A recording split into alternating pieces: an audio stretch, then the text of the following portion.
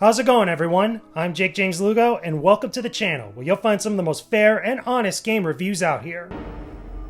Hello there. And we're back on our Star Wars, revisiting a game that I reviewed a while back on this channel, but talking about its sequel. Now, this is going to be a little bit bittersweet, considering everything that's happened with Star Wars back in the day, but I want to find out, and I think it's going to be fun talking about this. Is The Force Unleashed 2 any good? The Star Wars universe could be a fun and crazy place, especially when exploring aspects of the Force and the Jedi. As we know firsthand, when the Force is unleashed, it could be a powerful ally. But can it continue making a fun and interesting game for us to play? That was the question we had to answer in my original review of The Force Unleashed. You should definitely go watch it when you can after this one. But what happened after that game ended? Was there even more story to tell? Here's where we get into Star Wars The Force Unleashed 2, a sequel that continues the story of Galen Marek, also known as Starkiller, and played by the amazing Sam Witwer.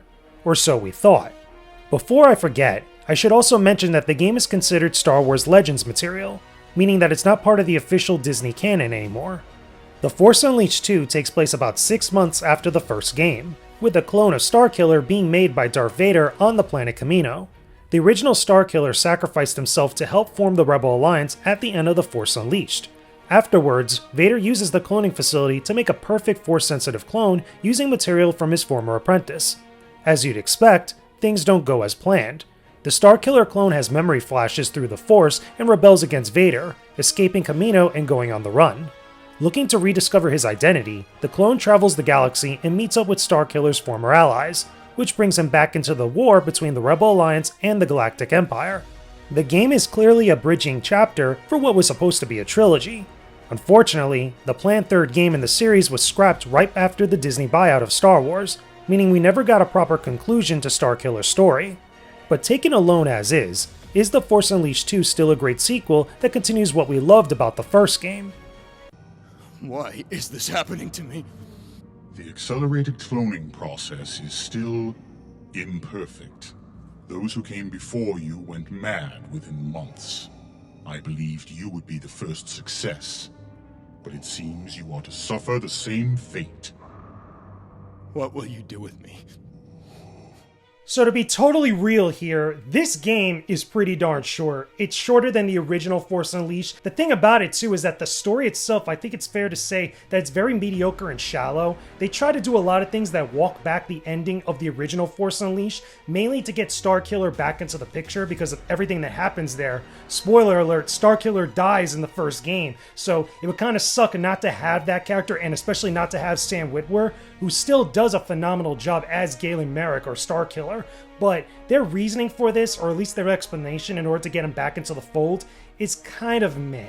The other thing to go along with that is that Darth Vader is not really involved with a lot of this story. You see him at the very beginning and then see him at the very end, and that's kind of it.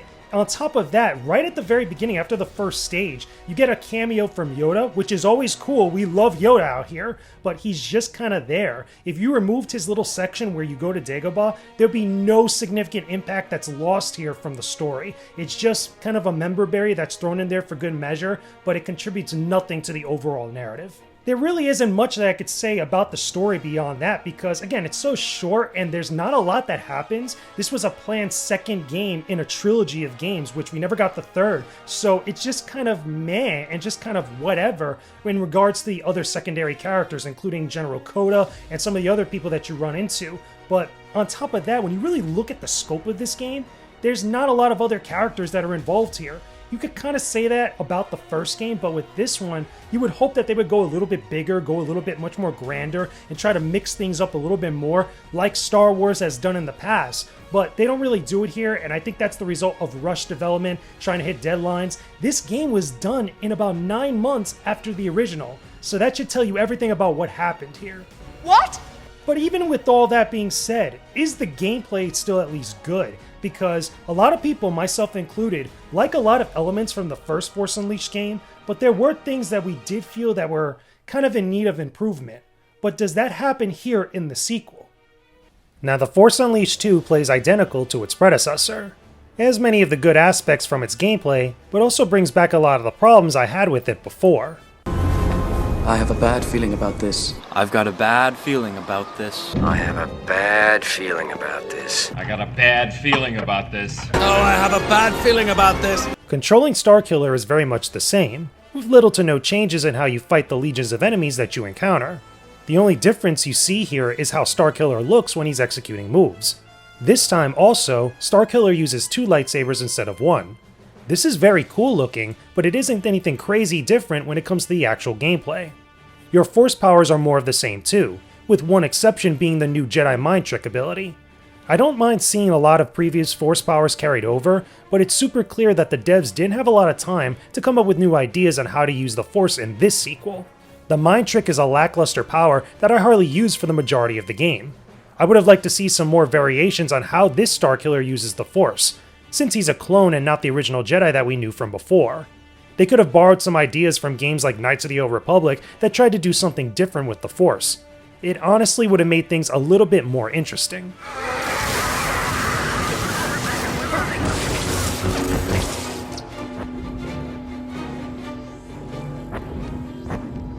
Security forces to your station.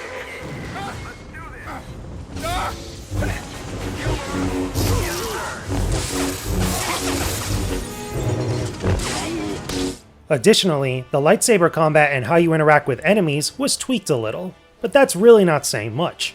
You could run into all kinds of bugs, hit detection issues, and wild ragdoll physics that really stand out like a sore thumb. I had some moments where I got badly damaged by attacks I was given little to no warning about while I was running around. Enemy damage output can also be super inconsistent, forcing you to restart areas more than a few times. It got very frustrating very quickly. The other problem this game has is the overduplication of enemies in every single level. For whatever reason, the devs went crazy multiplying enemies in later stages. It's so blatant that it becomes comical at some point, showing how they really had to cut a lot of corners in here. The other part of this that makes it so much worse is how some enemies have a gimmick that you must exploit in order to defeat them. They can only be damaged or defeated when you use a specific attack. Encountering a large group with multiple duplicates of enemies like this could be a real problem, dragging out what should be a mildly easy encounter. This becomes very annoying when you're getting attacked from all directions and you need to use a separate gimmick for each enemy that's surrounding you, including dealing with the bosses that are nearby. It gets very overwhelming and forces you to find ways to exploit enemy AI or glitches where you can. This doesn't make the game challenging, it actually makes it artificially difficult and annoying. Don't get me wrong, I love being able to wipe out legions of stormtroopers with my force abilities, but these types of problems often make the combat feel very mediocre. Bad feeling about this. Something that I felt should have had a much bigger impact on my own experience was the leveling system and the customization options for Starkiller. Every time that you defeat enemies throughout all the stages, you get a set amount of experience that you could use towards putting it towards new force powers, as well as also improving your lightsaber attacks. Unfortunately, every time that I powered up these things to max, it never really felt like I was doing more damage, at least in the way that I should have been. In the first game, it was like that, so every time you improved your force abilities one level, you got much stronger, at least it felt like you were getting stronger. But in here, it really doesn't feel like that. And it sucks too because every time I ran into a boss fight, which there's only a couple boss fights in this game which end up being really dragged out, but every time I encountered these things, I really wasn't doing that much more damage. Like, I was improving my force lightning, I was improving my lightsaber attacks, hell, I was even improving some of my force push abilities, which should have been devastating. But it really didn't seem like that at all. Like, I was only doing minuscule amounts of damage, playing on the normal difficulty. This isn't like I was playing on hard or expert difficulty, or even on easy. It just felt like it was just not doing much. It just kind of felt whatever. And speaking of which, you could find these Kyber Crystals throughout each of the levels, which grant different effects to your lightsabers, depending on which one you have equipped. Some of them allow you to burn your enemies, some of them allow you to have like better health, improved force abilities, some of them have just like no abilities whatsoever, they're just kind of there for aesthetic reasons, but they're there for you to collect throughout all the stages. The problem is though, much like the leveling system, they have no significant impact on the fights themselves. It's not like you're really going to be doing burn damage to certain stormtroopers or certain machines when you have both lightsabers equipped with them. It's just, again, whatever, and I wish that at least it had a better effect or at least some sort of more significant impact when I decide to equip them. Other than that, why is this stuff even here if it's not going to come into play during my fights? It's just in comparison to what we saw in the first game, all of this stuff feels like an afterthought. Again, really probably a product of the rushed development and such a short time frame that they had between the first and the second game. It felt like somebody should have gone in there and maybe fine-tuned things just a little bit more, because I felt like these types of systems or these types of additions would have been so much better. But even with all of that, besides all the issues that I bring up here, and there's a lot of them with this gameplay, is it at least worth it to get some good extra goodies at the end of the road? I mean, can I get some good extras? Can I get some good extra content at least? Just a little bit? If you were hoping for some extra goodies after finishing The Force Unleashed 2, you're going to be mildly disappointed. The game does have multiple endings, with a critical choice at the very end either for the light side or the dark side. This changes the outcome of the story like it did in the first game, but is it satisfying enough? Honestly, no. Especially now since we never got the planned third game of the trilogy. But when you do finish the main story, you do unlock cutscenes and concept art for the extras menu. This is nice, but there's far less than what we got to see from before. In addition, you can find Jedi holocrons hidden in each stage that unlock bonus costumes. The problem here is that not only are there far less costumes to unlock, the outfits themselves are kinda underwhelming. I do like the Boba Fett outfit the most, but the rest of the costumes are based on in-game enemies and variations of Starkiller's outfit. The original Force Unleashed let you unlock skins for legacy Star Wars characters like Obi-Wan Kenobi, Luke Skywalker, Qui-Gon Jinn, Mara Jade, and so many more. So seeing what's in here is very disappointing. Proxy? Master? I thought you were dead. Oh, it's a very long story. Captain Eclipse and Senator Organa, they found Juno. Where's Juno? I don't know. The Imperials must have taken her towards Deck 7. The docking bay. Order the attack, General!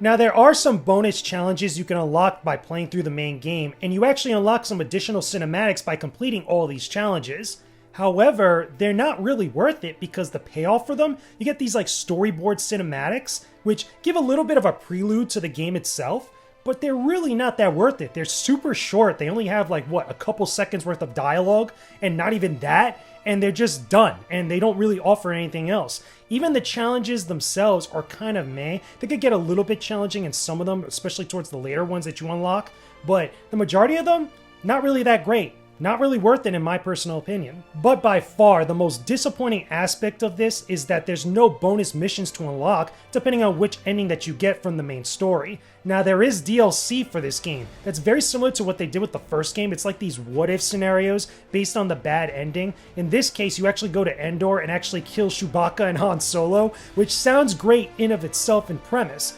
But by the time I was reviewing this game and I had gone through it, I felt like it really wasn't worth it to dive into that DLC. If anything, that DLC should have been part of the main game because it's so short already as it is. And you're not really getting a lot of game from that DLC. I just watched it on YouTube and I was like, I would have been kind of disappointed if I paid money for this. It should have been in the main game from the jump. And even then, like, that's just one DLC mission. It's not like you're gonna get like a couple different missions like what we got with the first game, where in that one you went to Tatooine and fought Obi-Wan Kenobi, you went to the Echo Base and fought Luke Skywalker and did all this other stuff. So much more value in there. But with this one, again, it just feels rushed. It feels just pushed to the side. And it just, again, I would have rather had that stuff put into the main game because I at least would have probably got another hour or so out of it. At least, you know, rounding off to like a good 5, maybe 6 hours. But as is, I would have done something more beyond that. I would have probably done other what-if scenarios, maybe other challenges, maybe like actual combat rooms. There's so many ideas that were running through my head as I was playing through this stuff and looking at it. It just felt like, again, a product of the rushed development that just really affected what the overall package is here. I don't believe that. And you're sounding like a separatist. Alright, time to sit down, my young Padawans, and use the Force to see the truth about this game. Can I recommend that you play Star Wars The Force Unleashed 2 for any platform? Hard no. Forgetting about the fact that this game was supposed to be the bridging chapter in a trilogy that never happened, everything about it feels rushed and underwhelming. I would argue that the story isn't as good as its predecessor, and the gameplay is mildly different than before with the same problems that we've already seen. It's a short experience with less of a payoff in the extra content, one that left all of us with an empty promise we'll never see resolved. If you just want to see everything Star Wars through to the end, you'll be amused at what's here. But if you want something with a stronger sense of quality, then avoid this bantha fodder and go find yourself a different game set in a galaxy far, far away. You were the chosen one! It was said that you would destroy the Sith, not join them!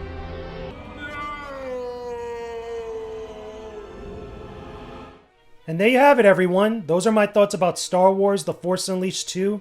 Yeah, like, this is just super disappointing. It sucks seeing a game turn out bad. Nobody ever wants to see a game do badly. But there is a lot of bad or mediocre and shallow Star Wars games out there. And sometimes they come from the most, like, surprising or disappointing spots. This should have been awesome. People liked The Force Unleashed 2, myself included, despite all the problems I had with that game. But having Sam Witwer back, having the rest of the cast back, and then knowing that this was planned for a trilogy, like, again, it would have been sweet to see a third game here and kind of round off everything and see the conclusion to Starkiller's story. It's just disappointing, man. It's a damn shame because it could have been awesome, but alas, we got what we got. But of course, like any other game that I review on this channel, that's just my thoughts about The Force Unleashed 2. Let me know your own thoughts about this game down below in the comment section. Tell me, are you a big Star Wars fan? Do you like The Force Unleashed 1 and 2? What are some of your other favorite Star Wars games out there? Or games that are very similar to Star Wars in premise, but you just love revisiting them any chance you get? Tell me about that stuff down below in the comment section. Hey, thank you everyone for watching this video. I hope you enjoyed it enough to check out some of my other videos I'll list here on the side in just a moment. Go ahead and subscribe to the channel to see new content that I post up as it goes out. You can also join my Patreon for early access to new videos and exclusive content you'll only see over there. Don't forget to join my Discord server via the link in the description too. There's a lot of great people who love gaming and make an amazing community in there that I know you'll love being part of. Hope to see you again real soon. Peace out and stay epic, everyone.